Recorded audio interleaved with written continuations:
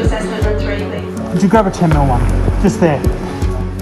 It's tough, you know, ICU is hard on the best day, and at the moment during a pandemic we're really being stretched thin and pushed to our limits. Everyone is exhausted. So the arrest button's going off. We're dealing with it the best way that we possibly can, and we're going to support each other as best as we can throughout, no matter what happens.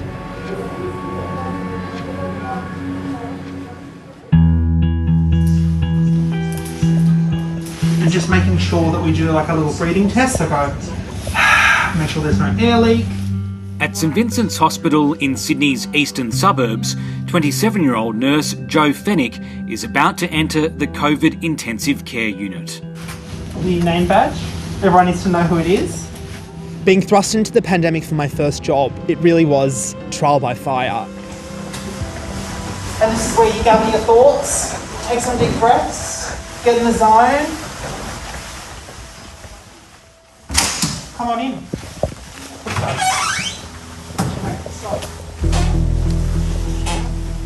Yeah, we're here now. So we've got some bed spaces over here. So bed space 3, bed space 4. 7:30's time with the ICU nurses began quietly, with just a trickle of COVID patients. We've got another patient over here who's obviously really unwell. But it got busier and busier as patients from the Western Sydney hotspots were transferred to the east. They're unvaccinated and critically ill with Delta. Many require a breathing tube. So we've got our ventilator here, which is maintaining the patient's airway. It's really sad, so I just try and provide as much reassurance and comfort as much as possible. I always like to think, what would I do if that were my family member or my friend or a loved one in that situation? And I always try and provide that care to them.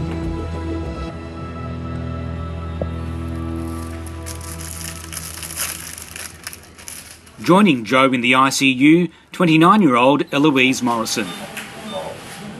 Delta patients are much sicker than anticipated. They're very, I think the best word we could use is crumbly. So when they get up to move or they roll over in bed, if they answer a phone call or while they're eating lunch, their oxygen levels go to an incredibly critically low level. You're dealing with people on their very worst day. They're so sick, their families are frightened, and you are the person that has to console them and hold their hand without their family there. So just slow and steady. I've got your high flow.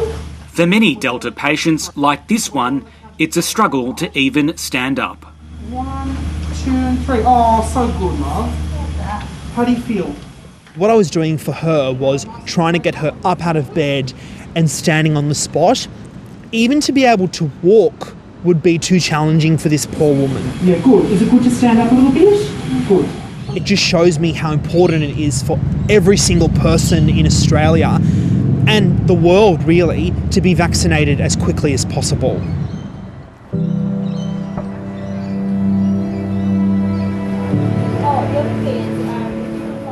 With dire predictions cases may overwhelm hospitals, the team at St Vincent's is preparing for the worst. They've already expanded bed capacity and have plans to surge if needed. I think we've got the processes in place. I feel quietly confident that whatever this pandemic brings, we'll be able to deal with it. Clocking on for the night is 32-year-old nurse Amy Worthington. This patient hasn't been responding for days now. There's a lot going on for him. But he's slowly getting a bit better day by day.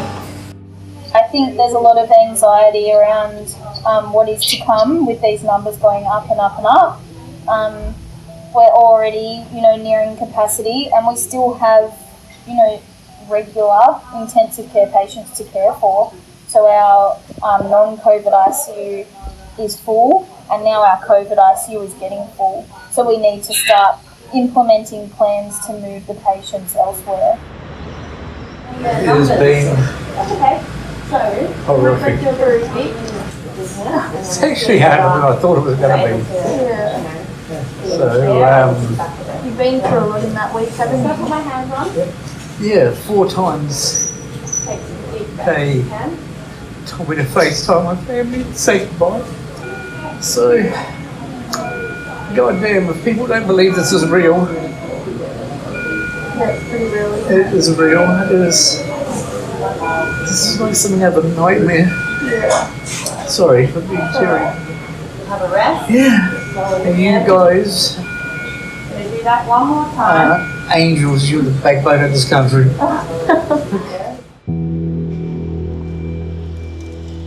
The ward is filling up with more severe cases who need a higher level of care. We've just come on to shift. I haven't been on for a few days. A lot of the patients have changed. We've got a few quite sick patients. This patient here is on the ECMO machine.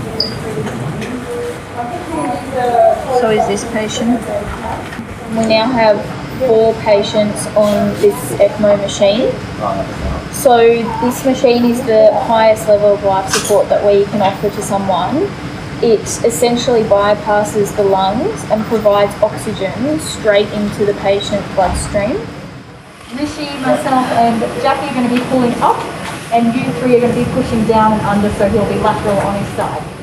Other patients need extra help to breathe by being turned over onto their front. It requires a big team effort. And one by one you're going to swap hands. So Jackie, first hand down, your left hand. Proning is a procedure where we flip the patient over to their stomach. When you're lying face down, it is a lot easier for your lungs to ventilate or to breathe.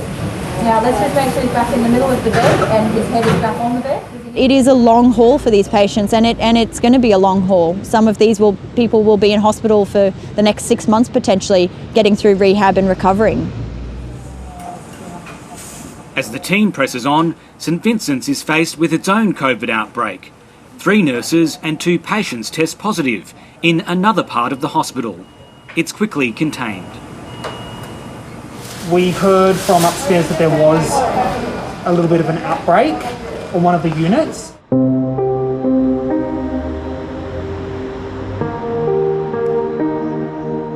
You are hot, exhausted, we don't get to drink water or eat in there. I'm very thirsty after my shift, very sweaty. I've just come out of the COVID area. As you can see, got some lines on my face from the mask. I try not to take my work home with me emotionally. So when I get home, once I've gotten out of that uniform, I am no longer a nurse. Hey! Hello! When I leave the hospital, I try and leave all my problems at the door.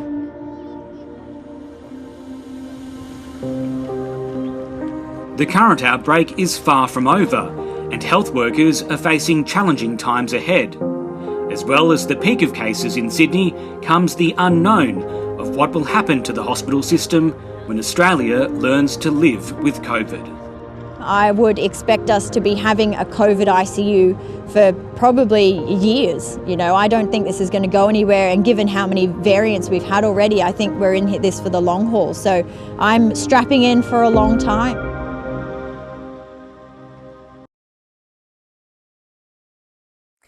Hi, I'm Lee Sales. Thanks for watching this story. If you'd like to watch more of 730's stories, they are on the left of your screen. And tap on the button below to subscribe and get the latest from ABC News.